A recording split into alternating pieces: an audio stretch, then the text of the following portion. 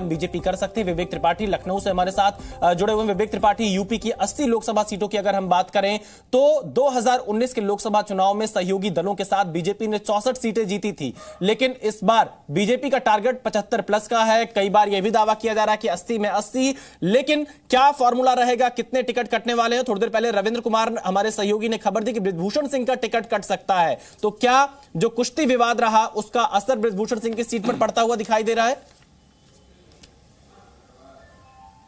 बिल्कुल, हालांकि बृजभूषण को अगर टिकट नहीं देंगे फिर भी उनको नजरअंदाज नहीं करेंगे। विशाल, आप जानते हैं बृजभूषण की स्थिति क्या है, कितने मजबूत हैं वो। अपनी लोकसभा सीट के साथ आसपास की कई लोकसभा सीटों को वो कवर करते हैं। वहां पर उनके तगड़े वोटर्स हैं जो बृजभूषण के समर्थक हैं, इसलिए उनको अगर टिकट नहीं मिलता है तो उनके परिवार के किसी सदस्य को टिकट जरूर मिलेगा। उनके बेटे की चर्चा है, वो लगातार राजनीति में सक्रिय भी हैं, विधानसभा चुनाव के दौरान भी बड़े एक्टिव रहते हैं, तो बृजभूषण का जो चेहरा है वो उनका बेटा बन सकता है पूर्वांचल में। खासकर अगर पूर्वांचल में, और इसको आपने देखा भी होगा पिछले दिनों जब विवाद शुरू हुआ तब बृजभूषण ने खुले तौर पर कहा था कि हमको इग्नोर नहीं कर सकते, हमको टिकट नहीं देंगे, हम तो कहां जाएंगे बीजेपी। इस तरह के तमाम उन्होंने बयान जारी किए थे। तो बृजभूषण एक है, लेकिन जो महत्वपूर्ण चेहरे हैं वो भी, उसमें भी मेनका गांधी का टिकट भी खतरे में है, वरुण गांधी का टिकट भी खतरे में है, कानपुर से सत्यदेव पचौरी का टिकट भी खतरे में है, मथुरा से हेमा मालिनी का टिकट भी खतरे में है। बहुत सारे ऐसे नाम है। एज फैक्टर भी है कि 75 साल जिनकी उम्र पूरी हो गई है उनको इस बार मौका नहीं दिया जाएगा। तो सत्यदेव बिल्कुल, देखिए आपने बिल्कुल सही कहा, क्योंकि बृजभूषण सिंह का जो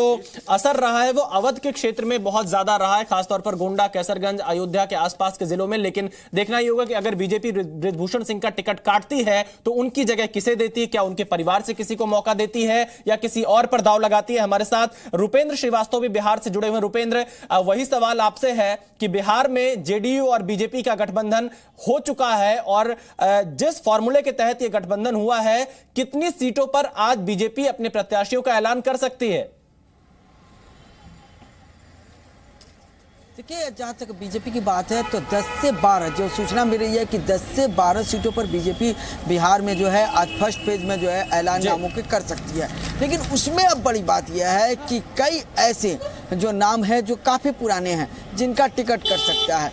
कई ऐसे केंद्रीय मंत्री रहे हैं, पूर्व केंद्रीय मंत्री हो गए हैं, तो उनका जो है टिकट कर सकता है। खास करके पटना की बात की जाए तो पटना में 2 लोकसभा क्षेत्र है, पटना साहिब और पाटलिपुत्रा। तो पाटलिपुत्रा की बात करें तो पाटलिपुत्रा से 2 बार के सांसद रहे हैं रामकृपाल यादव। अभी उनको भरोसा है कि उनको टिकट मिलेगा, लेकिन पार्टी जो है चेहरा बदल सकती है, ये सूचना मिल रही है। रविशंकर प्रसाद पटना साहिब से हैं, केंद्रीय मंत्री रहे हैं, रामकृपाल यादव भी रहे और रविशंकर प्रसाद भी।